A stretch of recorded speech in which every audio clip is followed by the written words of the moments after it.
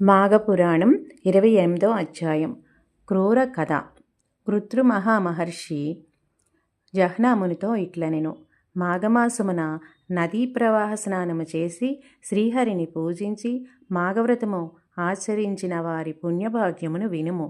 అట్టివాడు దివ్యవిమానం ఎక్కి పూజ్యుడై తన వంశం వారి నందరినూ ఉద్ధరించుచు పుణ్యలోకమును చేరెను. ఈ విషయమును తెలుపు మరి ఒక కథను చెప్పెదను, వినుము. పూర్వం ద్వాపరయుగమున విదేహదేశమున క్రూరయను పేరుగల శూద్ర స్త్రీ ఉండెను. ఆమె యొక్క రైతు భార్య మిక్కిలు కోపము కలది. ఆ దంపతులకు జ్ఞానియగు పుత్రుడు కలడు. అతడు దయావంతుడు, ధర్మాచరణమనిన ఇష్టము కలవాడు. వాని భార్య పతి భక్తి కలిగినది, ఉత్తమురాలు. ఆమెకును ధర్మకార్యములను చేయుట అందిష్టం కలదు. బంధువులకు, దీనులకు, అతిథులకు అందరికీ యథాశక్తి సేవ చేయినది. అత్తమామలకు ఎల్లప్పుడూ సేవలు చేయుచుండును. క్రూర కోడలిని ఏ దోషమో లేకున్నను నిందించినది, కొట్టెడిది. అప్పుడప్పుడు ఆమె భర్తని తలచి అత్తమామలు పెట్టు హింసలను భరించుచు ఓర్పుతో వినయ విధేయతలతో వారికి యథాశక్తిగా సేవలు చేయుచుండెడిది. ఒకనాడు ఇట్టి హింసను పొంది దుఃఖించుచున్న భార్యను చూచి క్రూరపుత్రుడు తన తల్లిదండ్రులతో ఇట్లనెను. నాయనా, అమ్మా, నా మాటను వినుము. నా మాట కీర్తిని కలిగించినది, ధర్మమును సాధించినది. మీకు కోడలిపై కోపం ఎందుకు? కలహమునకు కారణమేమి? మీ శరీరములకు బాధను కలిగించు ఈ కోపముతో మీకేమి ప్రయోజనం? సర్వసంపదలను నశించుచేయు కలహమెందులకు? నేను గాని నా భార్య గాని మీకేమి అపకారం చేసితిమి? మీ ఈ కోపమునకు కారణమేమియు నాకు కనిపించటలేదు. పెరిగిన కోపమే ఆయువు, ధనము, కీర్తి, సుఖము, గౌరవం, జ్ఞానం మున్నవి నశించును కదా. సర్వజ్ఞులైన పెద్దలైన మీరు కోపమును మాని మా యందు దయను చూపి సర్వజ్ఞన నమ్మతమైన ఓర్పు వహించుచు అని పలికెను. పుత్రుని మాటలకు విని క్రూర భర్తతో పాటు మిక్కిలి కోపముతో ఇట్లనెను. మూర్ఖుడా, పొమ్ము, నీవెంత, నీ భార్య ఎంత? తల్లిదండ్రులకిట్లు నీతి బోధన చేయుచున్న నిన్ను, నీ భార్యను ఏమి చేసినను తప్పు లేదు అని పలికి కొడుకును కోడలిని మరలా మాటమాటికి పలుమార్లు నిష్కారణముగా కొట్టెను.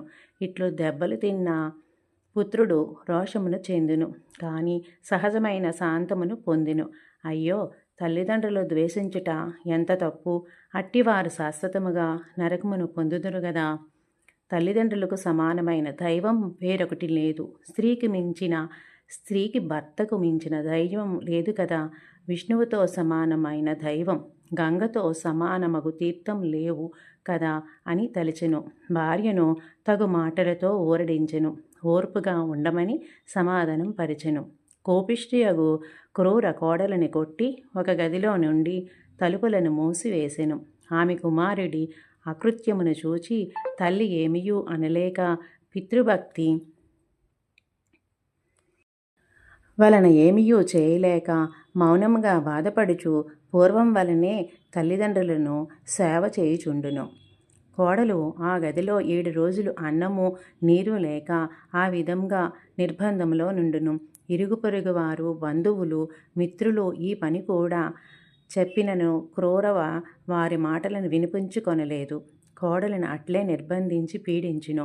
7వ దినమున కోడలు అన్నము నీరు లేకుండుటచే దుఃఖించి కృశించి మరణించెను. 12వ దినమున క్రూర కుమారుడు భార్యను చూడవలయనని తల్లికి తెలియకుండా తలుపు తెరిచి చూసెను. మరణించిన భార్యను చూచి సంతాపమునంది నిశ్చేష్టుడై ఉండెను. కొంతకాలమునకు స్పృహ వచ్చి చిరకాలం దుఃఖించెను. గాలికి పడిన చెట్టు వలె దుఃఖ భారముచే నేలపై పడెను. క్రూరయు తలుపు తెరిచి ఇండుటను గమనించి కోపించును. మరణించిన కోడలని దుఃఖ విభసుడైన పుత్రుని చూచెను. ఆశ్చర్యము, ఆమెకు దుఃఖం ఎక్కువగా వచ్చెను. ఆమె చేతులతో కొట్టుకొనుచు చిరకాలం శోకించెను.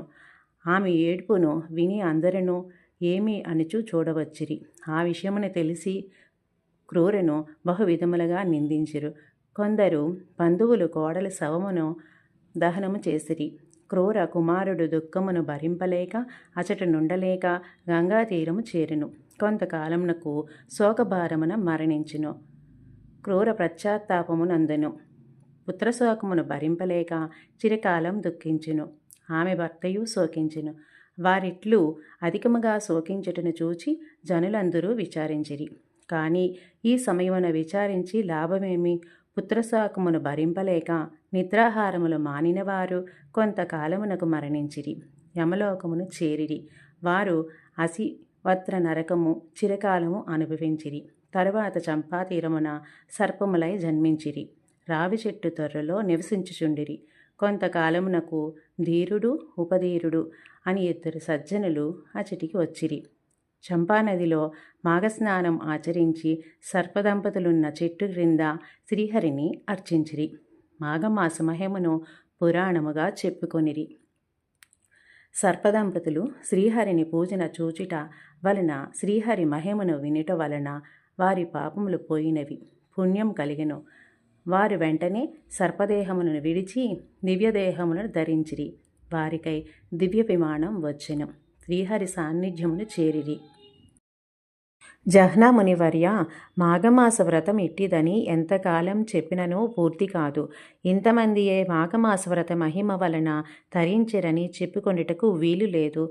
ఎన్ని యుగముల నుండి ఎంతమందియో ఉత్తమ మునులు, సజ్జనులు, రాజులు, వైశ్యులు, బ్రాహ్మణులు, శూద్రులు, పురుషులు, స్త్రీలు, బాలురు, పశుపక్షాదులు, వీరు అనేక సర్వప్రాణులను మాఘమాస వ్రతము ఆచరించుట వలన, చూచుట వలన, వినుట వలన ధరించిరి. ఇట్టి పాపాత్ముడైనను మాఘమాస వ్రతము ఆచరించినచో చేసిన పాపములు పోయి పుణ్యలోకము కలుగుటనెన్ని ఉదాహరణలు చెప్పగలను. ఎన్నియో ఉదాహరణలు ఉన్నవి సుమా అని కృత్రిమద మహాముని జహ్నామునికి మాఘమాస వ్రత మహిమను వివరించెను. జై శ్రీమన్నారాయణ.